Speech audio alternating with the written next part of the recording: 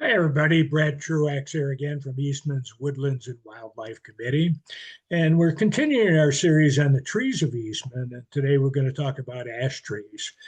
We actually have already talked about ash trees in a number of our presentations, but it's good to reiterate some of the very interesting findings. There's a beautiful ash tree with a big canopy. Ash is one of the most majestic species that we see. There are actually 13 species of ash trees, but here in Eastman, we really only have white ash. There might be rare black ash or green ash, but white ash is the predominant ash species here. We identify white ash by its large canopy, opposite branching pattern, compound leaf pattern, and very distinctive bark.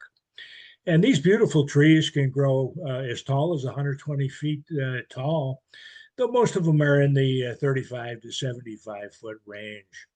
And their canopies provide much shade.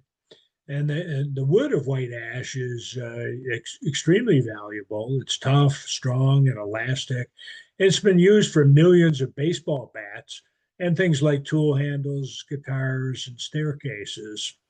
And black ash has long been used by Native Americans to make very functional items like baskets, snowshoes, chairs, canoes, and even axes. And unfortunately, all species of ash are susceptible to the emerald ash borer, except for mountain ash, which is actually not an ash species. So this is showing that big canopy of white ash produces a ton of shade. The distribution of white ash here at Eastman varies widely. A few years ago, when emerald ash borer first arrived here at Eastman, we had a program where we went out and helped homeowners identify ash trees on their property. We found that in some of the lots on the west side of Eastman Lake, we found as many as 40 to 50 ash trees on roughly a 1 acre plot. Yet on the east side, we found some lots that had no mature ash trees at all and only had a few saplings. So it does vary widely. In a sampling that was done several years ago, white ash made up 16% of the trees in Upper Johns Glen, but less than 1% in Heath Forest. So again, the distribution of white ash does vary greatly. So how do we recognize an ash tree? Well, first of all, the large canopy. Second of all is the branching pattern. Again, the branching pattern is opposite. And again, if you remember the famous mnemonic, mad horse, trees that have opposite branching pattern are maple, ash, dogwood, and chestnut. We throw in horse chestnut because it makes the mnemonic sound better. The bark of ash trees are smooth when they're young, but it roughens with age. And the bark takes on a diamond shape. We'll show you some pictures of that. The leaf pattern is also very characteristic. The leaves are compound, and there's 5 to 7 leaflets per leaf. This is showing the opposite branching pattern. Once again, the branches come off opposite each other. Same with the buds. The buds are coming off opposite each other. This is showing, this is a white ash branch in fall. Here's one in winter. Here's the classical leaf pattern. So again, it's a compound leaf, and this one has 7 leaflets. Most of them have 7. Occasionally, we'll see 5 leaflets. Here's the famous diamond shape to the bark. If you look here, that's roughly a diamond. And here you can see it a little bit better, roughly here, diamond shape to the bark. So very characteristic. Uh, Ash trees have tremendous value for wildlife. They benefit wildlife in a variety of ways. Specifically, they have a very low or no tannin content, and that makes them palatable and safe for many species. So frogs especially rely on the ash leaves that have fallen into their ponds. Many insects are fond of ash trees, and this includes beetles, caterpillars, aphids, and unfortunately, the emerald ash borer. Many bird species nest in the ash trees. And birds and bats can roost in cavities that have developed in mature ash trees. And white-tailed deer browse on the ash tree leaves and twigs. Meadow voles may eat the seeds, and beavers and porcupines and rabbits will eat the bark of very young trees. So again, there's certainly benefits beyond the shade and beauty as well. We already mentioned how the wood is used for things like baseball bats, and the black ash wood has many uses that the Native Americans have done, particularly showing some very nice baskets. But there are other benefits of ash trees. They tend to reduce the amount of carbon dioxide, improve air quality, help with energy conservation and stormwater interception. And they have extensive root systems that prevent erosion. And again, ash trees, particularly because of the beauty and shade, will tend to increase your property values. Back when we were doing the emerald ash borer introduction, we told people about a website that helps you calculate the value of your ash trees. And you can use the tools that are available at iTree, and that's www.itreetools.org. But you need to also consider that the benefits produced by any one tree are in large part a function of the canopy volume of that tree. Okay, emerald ash borer. Unfortunately, this invasive species is here and it's here to stay, and it's devastating. Uh, Again, emerald ash borer is an invasive beetle. It originated in Asia. It was probably brought over here in wooden packing materials, and it attacks true ash trees. So white ash, black ash, green ash here in New Hampshire, blue ash, which we don't have here. But it does not attack mountain ash because mountain ash, as we said before, is not a true ash tree. And originally, the spread was largely via firewood. So people would take wood that was infected with the emerald ash borer and bring it to another area. And that unfortunately introduced the beetle here. And it totally wipes out ash trees from forests and communities. The emerald ash borer has now been here at Eastman for several years, and our ash trees are now beginning to show signs of its damage. So again, what's at risk? To put it in perspective, Dutch elm disease, which was back in the 1980s, wiped out 3/4 of the 77 million elm trees in the United States. I can't remember the last time I saw an elm tree. Chestnut blight wiped out 4 billion chestnut trees. And emerald ash borer has the chance of wiping out 8 billion ash trees. So again, this is a significant issue. So how do we recognize emerald ash borer? As I said, we're now well into the emerald ash borer infestation here at Eastman, and many of the trees will soon die. So how do we recognize which trees are infected? First of all, it's only ash trees that are affected. The emerald ash borer doesn't attack other trees. We look for blonding, D-shaped exit holes, galleries. These are feeding galleries. Woodpeckers actually may be an early sign. The woodpeckers are able to detect the presence of the emerald ash borer under the bark. So if you see an increase in woodpecker activity around your home, it may be an indication that your ash trees are infected. And epicormic sprouts. And I'll show you pictures of all of these. So this is showing blonding. You see, compared to the normal gray color of the branches in the trunk, you see this light discoloration, kind of a tan discoloration. That's called blonding. Here's some more examples of blonding. But keep in mind that not all marks on ash trees mean emerald ash borer infestation. Benign lichens can actually cause lots of green patches on ash trees as well as other trees. And there's a saprophytic fungus that causes smooth patch, which can mimic blonding. And branches simply rubbing against the bark can also mimic blonding. The difference is that in all these three conditions, you won't see any of the feeding holes that are there. With emerald ash borer, you'll always see the dime-sized feeding holes right where the blonding is, where the birds have dug out the larvae. We'll show you some examples. So the canopy, thinning of the canopy is an obvious manifestation of emerald ash borer.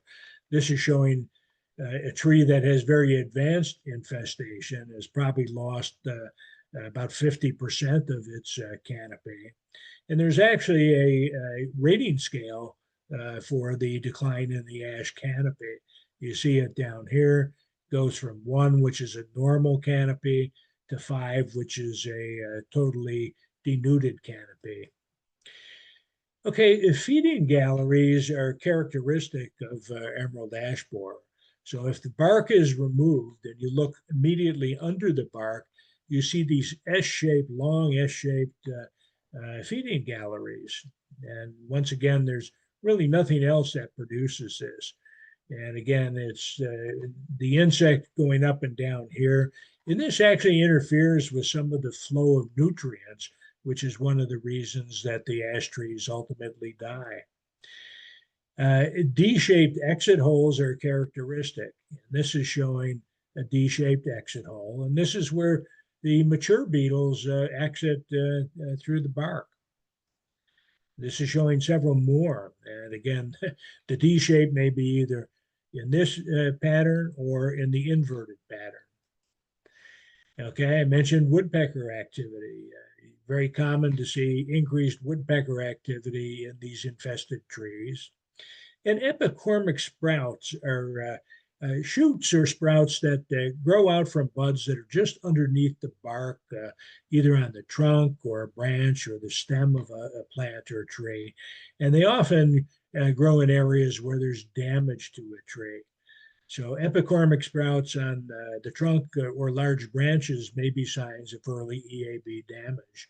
And this does show an infected ash tree, and you see multiple epicormic sprouts here on the trunk. There's some up on the branches as well.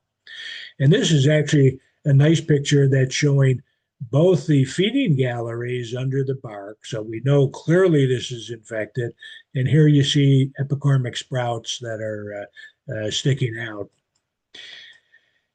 So why do we worry about EAB infested trees? Well, infested trees become extremely brittle and they break easily.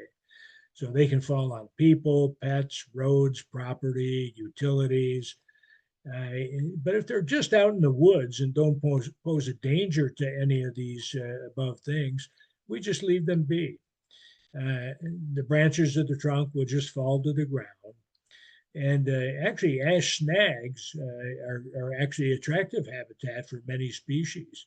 So an ash tree where the upper parts have fallen off, but you still have basically a dead tree sticking up out of the ground, can be a good habitat for many cavity-dwelling birds or mammals or amphibians.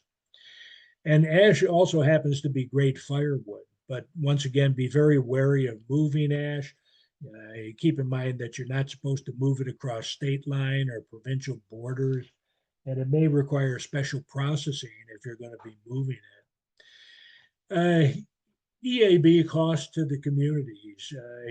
Once an infestation of the emerald ash borer has occurred in a community, you don't see too much of a rise in expenses in the first 4 years, but then they rise significantly between years 5 and 8. So what's happened there is that the early infestation, really you have a lot of ash trees that you can barely recognize that they're infected.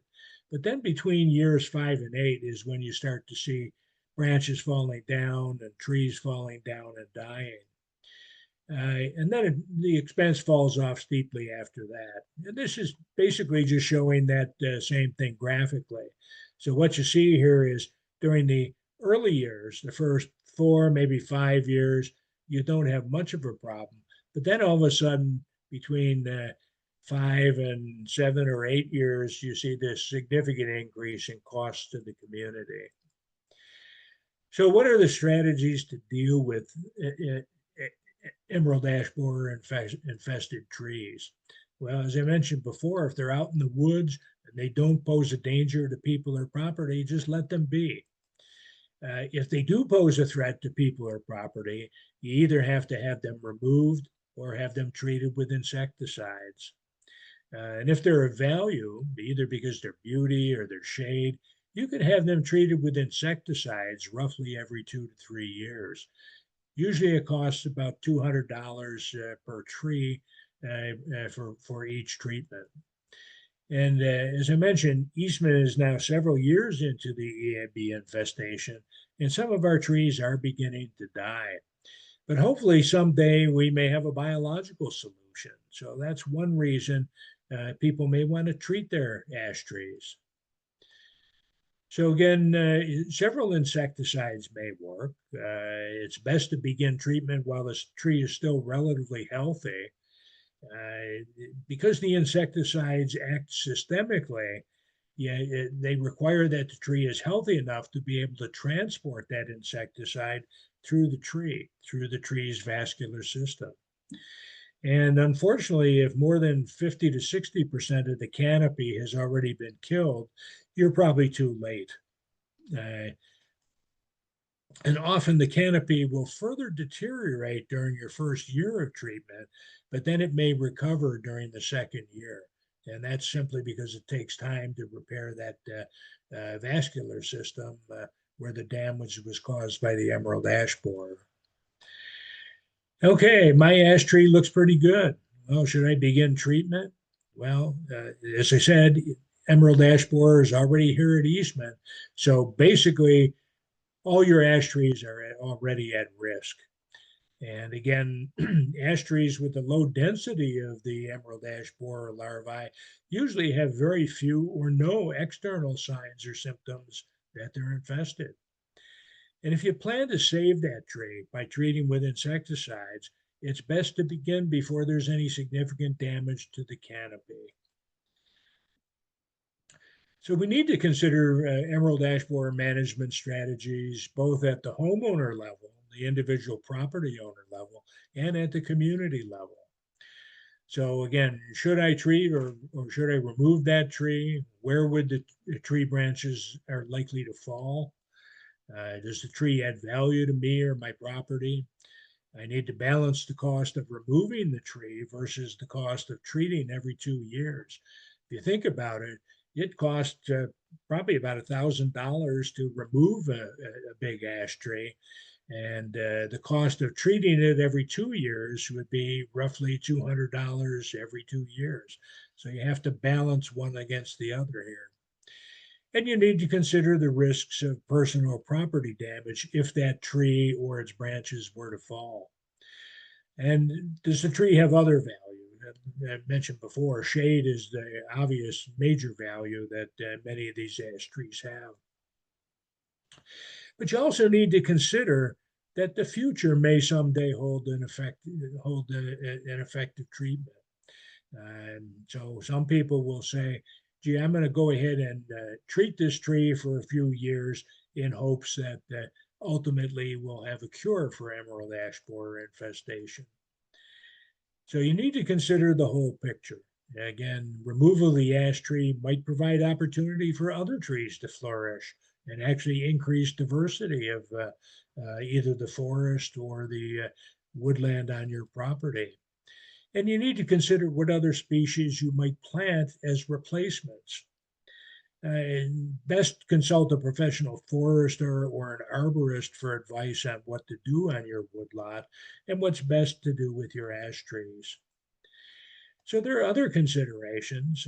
Some tree cutting services actually won't allow their workers to climb in seriously infested trees. And that's because the branches are so brittle they may break. So you don't want to wait too long before you decide to remove them. And your ash trees may still have some monetary value, but again, they would require special processing. And a professional forester or arborist or tree removal service should be able to advise you on what to do regarding these issues. At the community level, once we said if the ash trees are out in the forest, we probably just let them die. But those that are adjacent to roads or community structures or utility lines probably should be removed or at least treated if they otherwise have some special value. So, is there any hope for our ash trees? Well, there is a lot of ongoing research in ways that the emerald ash borer might be controlled. Most promising is the potential release of parasitoids that attack the emerald ash borer. There are actually several parasitic wasp species that lay their eggs on or in the EAB larvae, and that kills the EAB larvae. So very, very interesting and very promising. And people have also considered genetic modifications as another potential approach. And it's interesting that a small percentage of ash trees actually seem to be resistant, and perhaps they may lead to regrowth later on. So, yes, there is some hope, and that's one reason you might choose to treat your ash trees. So, that's a little bit about ash trees. We hope that you've gotten a little bit more out of this. And once again, thank you.